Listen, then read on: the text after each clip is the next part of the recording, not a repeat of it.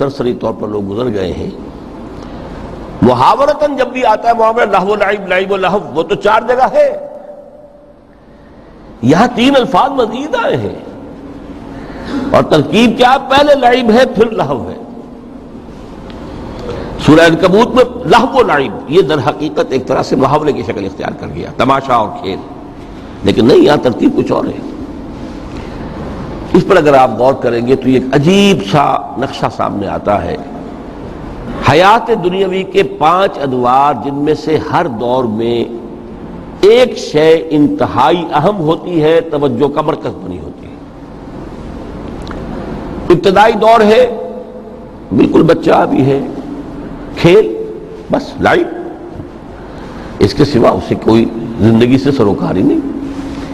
زندگی کے تلخ حقائق ابھی اسے معلوم نہیں.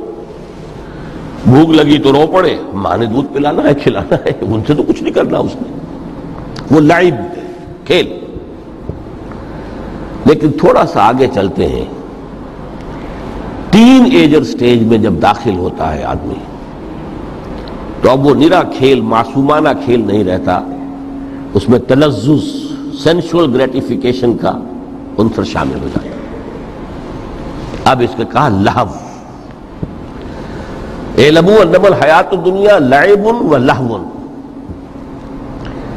ذرا آگے بڑھیے تو انسان پر سب سے زیادہ دھن سوار ہو جاتی ہے، بناؤ سنگھار، میرا لباس فیشن کے مطابق ہو، کہیں ایسا نہ ہو مذاق اڑے. اپنے لباس کے بارے میں بہت کانشیس ہوگا، اپنے ہیئر کٹ کے بارے میں بہت کانشیس ہوگا، ہر چیز کے بارے میں بہت کانشیس. زینت، بناؤ سنگھار، آرائش، زیبائش. اس سے ذرا آگے گئے، تکاثر فی الاموال والانفس، تفاخر بینکم.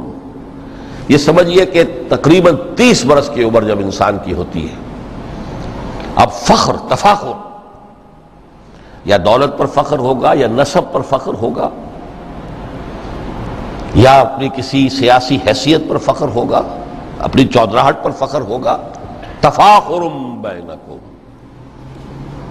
جس میں جان میں چونکہ توانائی ہوتی ہے، قوت ہوتی ہے. لیکن اس کے بعد جب عمر ڈھلی، بڑا ریئلسٹک ہو جاتا ہے انسان. پھر یہ جو 4تھی سٹیج تھی، اس میں تو یہ کہ مونچھ نیچی نہ ہو، چاہے سب کچھ میں اپنا خرچ کر دوں، داؤ پہ لگا دوں، لیکن مونچھ نیچی نہیں ہوگی. آخری سٹیج وہ ہوتی ہے کہ پھر ہوکا لگ جاتا ہے آدمی کو، تکاثر فی الاموال والاولاد، مال اور اولاد کی کثرت کثرت کثرت. اب یہ ہوتا ہے کہ مونچھ نیچی کیا، مونڈ بھی دی جائے تو کوئی حرج نہیں، مال آنا چاہیے. Very realistic.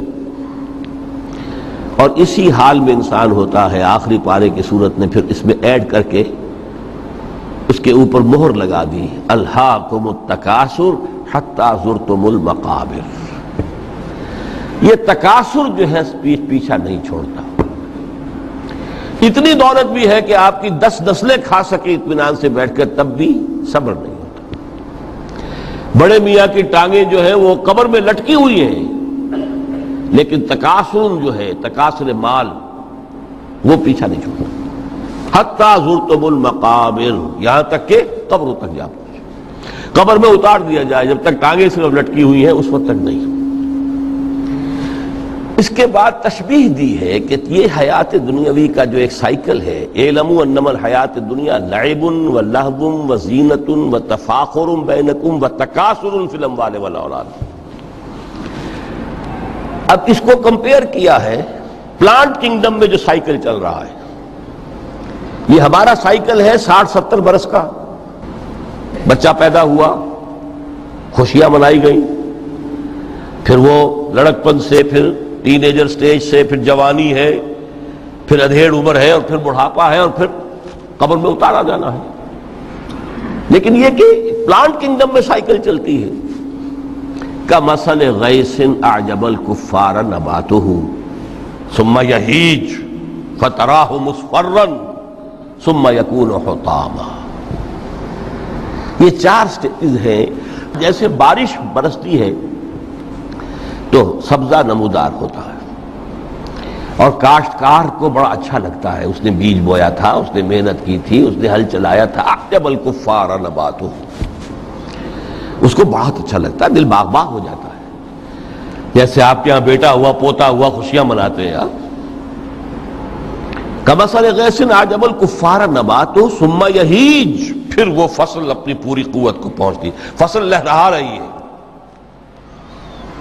فتراہ مصفرا، پھر وہ زرد ہو جاتی ہے، وہ ہریاول اب ختم ہوئی ہے، اب فصل پک گئی ہے، اب وہ زردی پر آ گئی ہے۔ ثم یکون حطاما، پھر وقت آتا ہے اگر وہ خضرو گھاس ہے تو پھر وہ چورا چورا ہو کر پھر وہ مٹی میں مل جاتی ہے، اور اگر فصل ہے تو کھیتی کٹ گئی، اس کے بعد کیا رہ گیا وہ چورا ہی رہ جاتا ہے باقی۔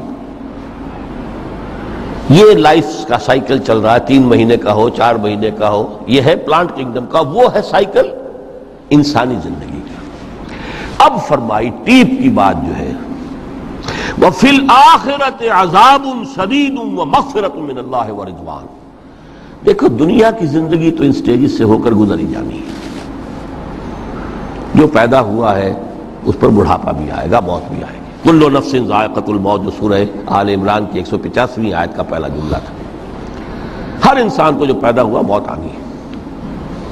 اب یہ ہے کہ وہ کہیں آپ نے محل میں گزار لی زندگی، کسی کٹیا میں گزار لی زندگی، کسی کی فٹ پاتھ پر گزر گئی زندگی، زندگی گزر جاتی ہے، گزرتی ہے، اور ان 5 سٹیجز میں سے ہو کر گزرتی ہے۔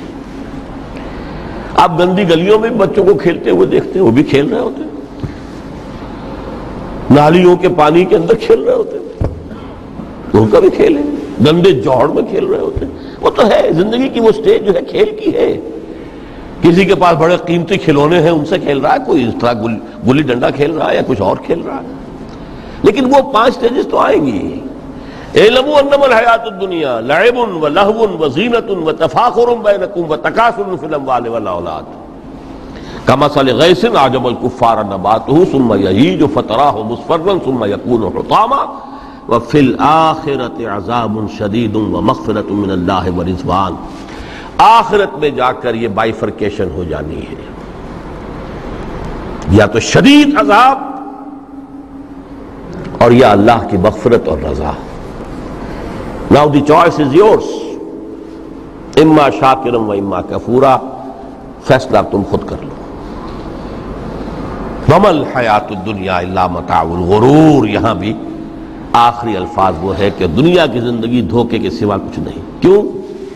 اگر تو دنیا کی زندگی میں گم ہو گئے، جیسے کہ اقبال نے کہا ہے کہ کافر کی یہ پہچان کے آفاق میں گم ہے، اور مومن کی یہ پہچان کہ گم اس میں ہے آفاق۔ دنیا میں رہو، طالب دنیا نہ بنو، طالب عقبہ، طالب آخرہ۔ دنیا میں رہو، برتو، استعمال کرو، تمہارے لیے پیدا کیا گیا، بھائی برتو، متاع ہے، برتنے کی شے ہے۔ ہاں حلال اور حرام کی پابندیاں سامنے رکھو، باقی برتو۔ مطلوب یہ نہ ہو، مقصود یہ نہ ہو، مطلوب آخرہ ہو۔ انما الدنیا خلقت لکم وانتم خلقتم للآخرہ۔ منزل وہ رہے، مستحضر رہے، سامنے رہے کہ میں تو اجنبی ہوں، یہاں یہ میرا وطن نہیں ہے۔ الدنیا سجن المومن و جنت الکافر، جیسے کسی پرندے کو کسی پنجرے میں بند کر دیا گیا ہو، اس طرح ہمیں اس دنیا میں بھیج دیا گیا، اللہ کی مرضی ہے، اس نے بھیجا ہے۔ جب تک وہ چاہتا ہم رہیں گے یہاں، لیکن ہمارا دل یہاں نہیں لگے گا۔ بازار سے گزرا ہوں، خریدار نہیں ہوں، طالب دنیا نہ ہو،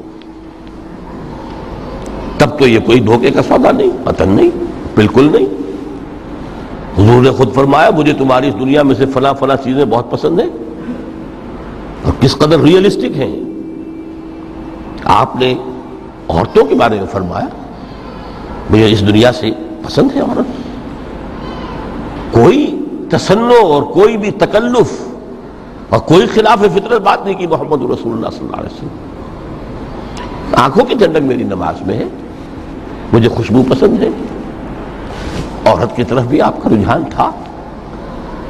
قرآن مجید میں آتا ہے نا، اے نبی اب کوئی اور نکاح آپ نہیں کریں گے، وَلَوْ أَعْجَبَتْكَ حُسْنُهُنَّ، چاہے ان کا حسن جو ہے وہ آپ کو اچھا لگے، اب اجازت نہیں ہے مزید، بس فل سٹاپ. جتنے نکاح ہو چکے